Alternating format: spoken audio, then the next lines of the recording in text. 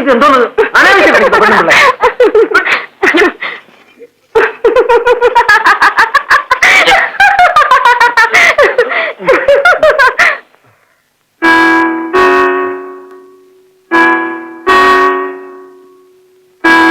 എന്റെ അന്നവാ, അതിലൊന്നും ജോലി പൊട്ടിക്കണ്ട.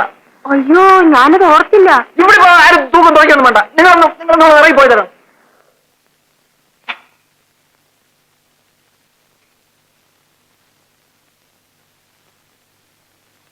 നീ എന്നും ഇവിടെ ഇങ്ങനെ കയറി ഇറങ്ങുന്നത് എന്നെ വരട്ടി കാശടിക്കാനെന്നാ നാട്ടുകാരുടെ സംസാരം, അറിയാമോ? ഞാൻ എന്നെങ്കിലും അച്ഛനോട് എന്തേലും ആവശ്യപ്പെട്ടിട്ടുണ്ടോ? അത് നമുക്കല്ലേ അറിയാവൂ. നമ്മൾ അറിഞ്ഞാ മതി.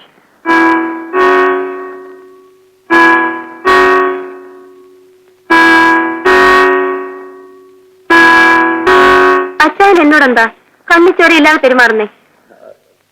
നീ അല്ലയോ കണ്ണിച്ചോരയില്ലാതുള്ള കളി കളിക്കുന്നേ? ഒന്നുമല്ല, ഇടയ്ക്കിടയ്ക്ക് ഓടിക്കയറി വരുന്നത് കൊണ്ടാണോ? അതെനിക്ക് കാണാതിരിക്കാൻ മേലാഞ്ഞിട്ടാ. എന്നാൽ ഒരു ദിവസമെങ്കിലും എന്നെ ഒന്ന് വന്ന് കാണണമെന്ന് അച്ഛന് തോന്നിയില്ലല്ലോ. കാണുന്നുണ്ടല്ലോ. ഓ, അതെന്തോന്ന് കാണല്ലേ? എന്റെ വീട് വരെ ഒന്ന് വന്നാലെന്താ, ചെരുപ്പ് തേഞ്ഞു പോകുമോ? ഇല്ലല്ലോ. വഴി അറിഞ്ഞൂടാന്ന് ഏതായാലും പറയത്തില്ലേ?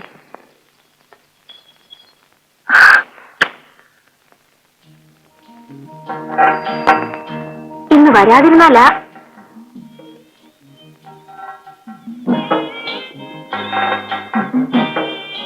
എന്റെ ആയുസ്സില് ഒറ്റ പ്രാണിയോട് ഞാനിങ്ങനെ കാല് പിടിച്ച് പറഞ്ഞിട്ടില്ല. വന്നില്ലേ, നേരം വെളുക്കുമ്പം എന്റെ പ്രേതം കിളക്കി കിടക്കും.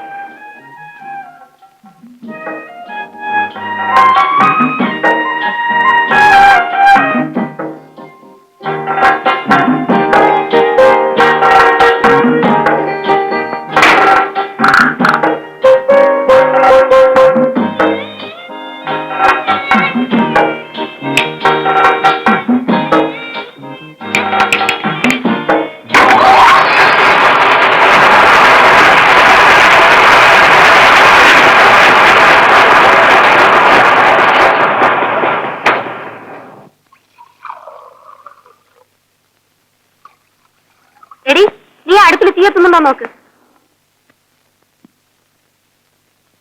ഉണ്ട്. ഇവിടെ ഇരുന്നോണ്ട് കൽപ്പിക്കാൻ ഞാൻ വിചാരിച്ചാലും നടക്കും. എടി പെണ്ണെ, പോയി അടുപ്പ് തീയത്തുന്നില്ല, ഈ 2 ചൂട്ട് വെച്ചരിച്ചു കൊടുക്കും. അങ്ങേർക്ക് വെട്ടി തിളയ്ക്കണം.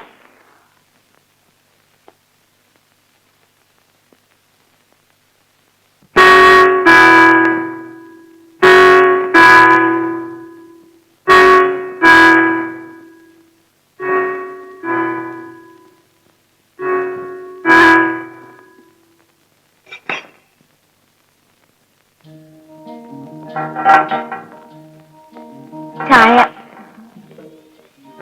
ഇതിനിടയ്ക്ക് ഇത് എപ്പോ പോയി കുളിച്ചു? വെളുപ്പിന് ആദ്യം ഈ മുറി അടിച്ച് വൃത്തിയാക്കി, പിന്നെ പോയി അടിച്ചു കുളിച്ച് തിരിയും കത്തിച്ചു വെച്ചു.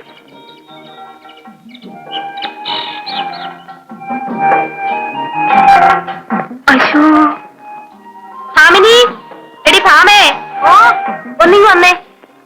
അതവിടെ കിടന്നോട്ടെ. അയ്യേ, എടി ദേ ആ കിടക്കുന്ന എല്ലി കഷ്ണം അങ്ങെടുത്ത് കള.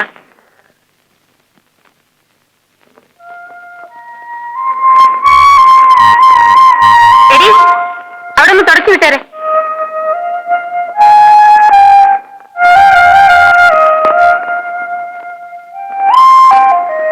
പഠിക്കുകയാണോ?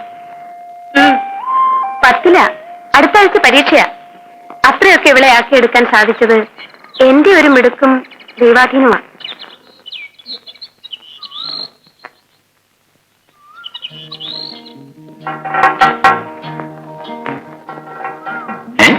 തോടാ നോക്കി നിന്ന പോലെ.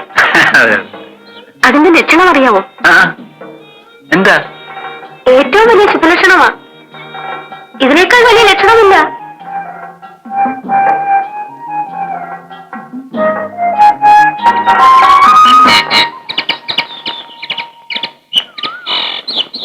അപ്പൊ അന്ന് ബന്ധപ്പെട്ടതോ? ഓ, അത് വെറുതെ. സത്യത്തിൽ ഇന്നലെയാ നമ്മുടെ ബന്ധം തുടങ്ങുന്നത്. അത് ഇങ്ങോട്ട്. ഇങ്ങോട്ടോ? അങ്ങോട്ടോ? അതെന്നേ തുടങ്ങിയതാ.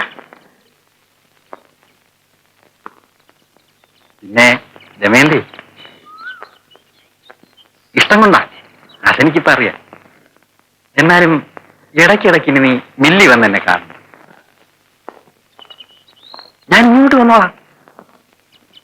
ആഴ്ചയിലൊരിക്കലേ, അതെ, ആഴ്ചയിലൊരിക്കലേ ഞാൻ വന്ന് കണ്ടോളാം. എല്ലാം അച്ഛന്റെ ഇഷ്ടം. ടാറ്റ പറ മോനെ. ഡാഡിക്ക് ടാറ്റ പറ.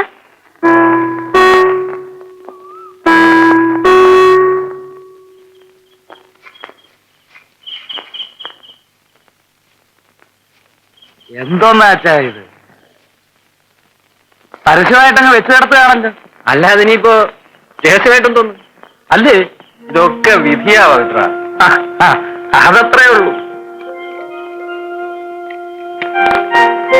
എന്നാ അച്ചായം പൊക്കോ. കണ്ടപ്പോഴെങ്ങനെ ഒന്നും ചോദിക്കാതെ പോകുന്നെന്ന് വിചാരിച്ച് ചോദിച്ചതാ. നമ്മുടെ പെമ്പ്രന്നോത്തിക്ക് സുഖമാന്നേ. ഓ,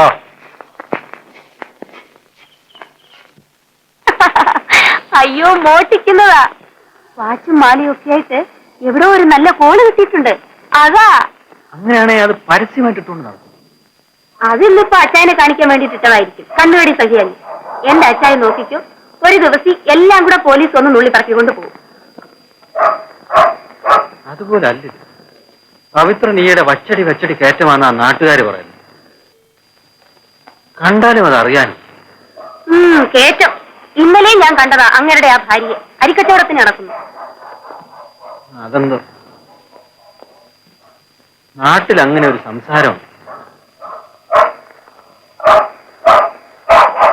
അങ്ങേര് ഇനിയിപ്പോ അങ്ങ് കോടീശ്വരനായാലും എനിക്കൊരു മനസ്താപവും ഇല്ല. മാമച്ചായം വാ, വന്നിടന്ന് പറഞ്ഞു.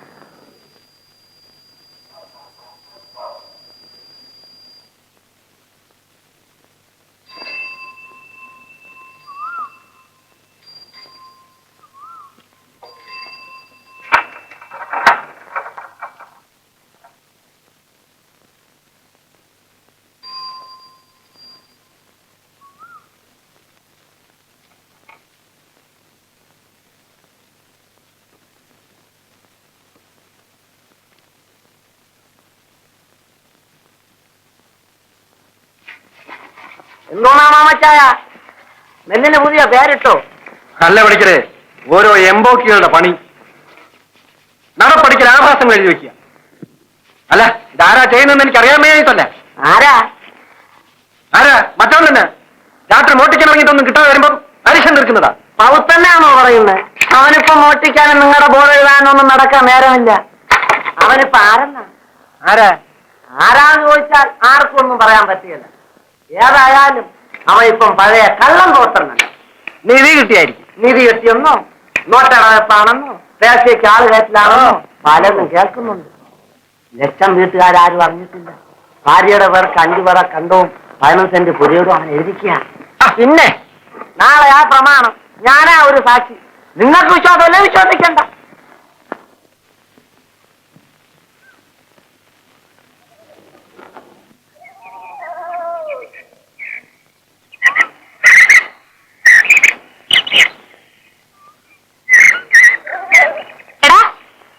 പിള്ളേരെ, ഒന്നുമില്ലല്ലോ. നിങ്ങളുടെ കുഞ്ഞമ്മയല്ലേടാ മക്കളെ, ഒന്ന് നില്ലേ. നിങ്ങളിൽ ആര് വിചിത്രൻ, ആര് ചിത്രൻ? ഞാൻ വിചിത്രൻ, മറ്റേത് ചിത്രൻ. നിങ്ങളുടെ അച്ഛൻ പറയാറുണ്ട് നിങ്ങളുടെ കഥകള്. ഇപ്പോഴൊന്നും പറയാറില്ലല്ലോ, പണ്ടല്ലയോ പറഞ്ഞത്.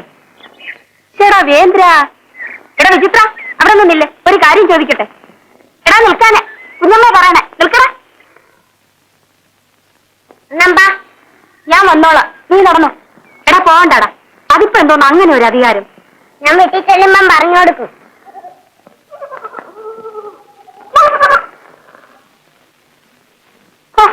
നീ എന്റെ വയറ്റിൽ പിറക്കണ്ടവൻ. അച്ഛൻ നേർപ്പിച്ചു തന്നതാണോ കട? കുഞ്ഞമ്മ ഒരു കാര്യം ചോദിച്ചാൽ നേര് പറയാമോ? നേരായിട്ടും. എടാ മോനെ, നിന്റെ അച്ഛൻ എവിടെ നടാ ഇതിനു വേണ്ടി കാശ്? നിനക്കറിയാം, പറയാത്തതാ. ദേ, ഇങ്ങനെയാണോ കുഞ്ഞമ്മയോട് പറയാമെന്ന് പറഞ്ഞിട്ട്? എവിടെ നടാ? ഇത് കിട്ടിയതാണോ? പിന്നെ കുഞ്ഞമ്മ ആരോടും പറയില്ല. ഇല്ല, എന്റെ മോൻ സത്യം ഇല്ല. അച്ഛനെ ഇടയ്ക്കിടയ്ക്കൊരു പാമ്പ് വന്ന് കാണും. വരുമ്പോഴൊക്കെ ഓരോ കല്ല് കൊടുക്കും. ഓ, ചുമന്ന ഒരു കല്ല്. തിളങ്ങും. പട കല്ലി ഞങ്ങൾ കണ്ടിട്ടുണ്ട്, പാമ്പിനെ ആരും കണ്ടിട്ടില്ല. വേണ്ട ചെറുക്ക, വെളച്ചിലും കൊണ്ട് എന്റെ അടുത്ത് വന്നാലുണ്ടല്ലോ നിന്റെ ചുക്കുറു ഞാൻ ഞഴിഞ്ഞെടുക്കും. ഓ അങ്ങയുടെ അല്ലയോ മോന്, പിന്നെ എങ്ങനെ?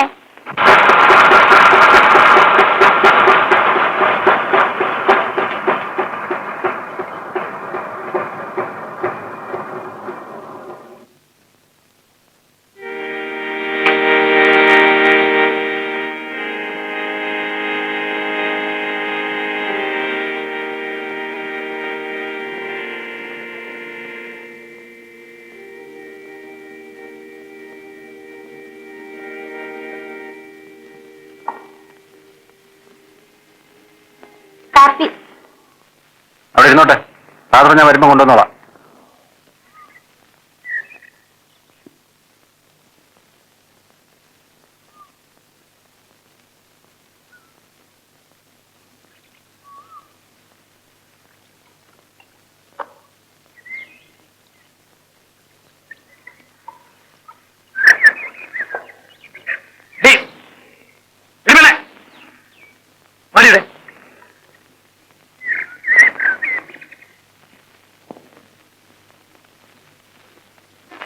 മറ്റേത് പടുത്തിരണ്ടാന്നും പറഞ്ഞ് പുറയെന്ന് മാറത്തില്ലായിരുന്നല്ലോ. ഇപ്പഴെന്തെന്നാ കണ്ടിട്ടൊരു വലിയ കനപ്പ്. പരീക്ഷ ജയിച്ചോടി. എടി നിന്നെ പീസിൽ നിന്ന് പഠിപ്പിച്ചോന്നാ ചോദിക്കുന്നേ. പരീക്ഷ ജയിച്ചോന്ന്? ഇല്ല. ഇപ്പൊ പിന്നെ നീ എന്ത് ചെയ്യുന്നു? ടൈപ്പിന് പോണു. ആര് പഠിപ്പിക്കുന്നു? അവിടുത്തെ സാറന്മാര്. അതല്ല ചോദിച്ചത്, ആര് ഫീസ് തരുന്നു? ഇപ്പൊ അവിടെ പോയിട്ട് വരുന്നു? മില്ലില് കാപ്പിയും പലഹാരം കൊണ്ട് കൊടുക്കാൻ.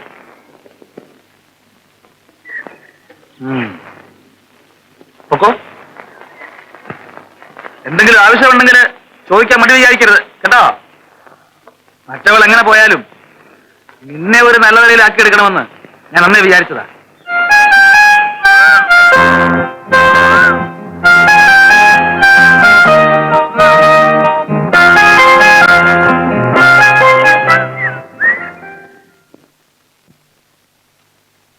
ഒരു കണക്കിന് അവള് പോയതെന്റെ ഭാഗ്യം. ഇല്ലേ പിന്നെ കുശുമ്പ് കൂത്തന്മാർ പറഞ്ഞുണ്ടാക്കിയനെ ഞാൻ അവളെ അനിയത്തെയും വെച്ച് കാശ് ഉണ്ടാക്കുകയാണ്. ഇതൊന്നും പറഞ്ഞുകൊണ്ട് യാതൊരു കാര്യവുമില്ല. അധ്വാനിക്കാം, പിന്നെ ദൈവാധീനം വേണം.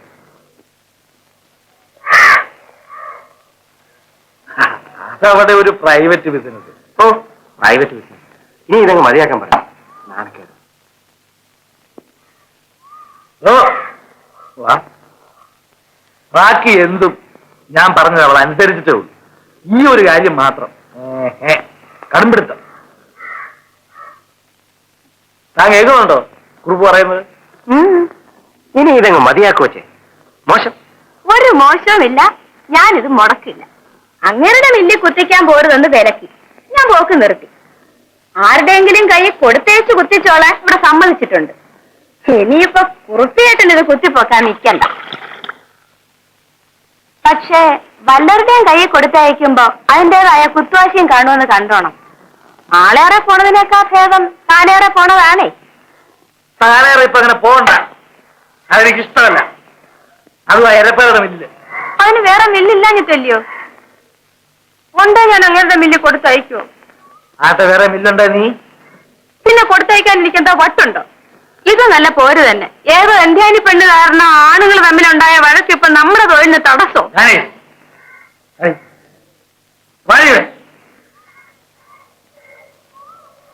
ആദ്യം ഈ തറ വർത്താനം നിർത്ത്. നീ എന്താ പറയുന്നത് ഓർമ്മയുണ്ടല്ലോ? എന്തോന്ന്? വേറെ മില്ലുണ്ടെങ്കിൽ നീ ആ അത്തപ്പഴയുടെ മില്ലിൽ പോകുകയല്ലോ? ഇല്ല. കുറുപ്പേ, നമ്മളെ കവലയിലെടുത്ത് എഴുതിച്ച 5 സെന്റ് സ്ഥലം എങ്ങനെ മില്ല് കൊടുക്കാൻ കൊള്ളാം? സാറേ, തമാശ പറയാം. ചോദിച്ചൊരു ഉത്തരം പറ കുറുപ്പേ. കൊള്ളാവോ? കണ്ണായ സ്ഥലം. ഏത് കളിക്കും കണ്ണായ സ്ഥലം? ആന്നേ ആന്നു. ജാനേ, നീ കൊടുത്തയച്ച് കുത്തിച്ചു. പക്ഷെ ഇനി അത് സ്വന്തം മില്ലിൽ മതി. മനസ്സിലായോ?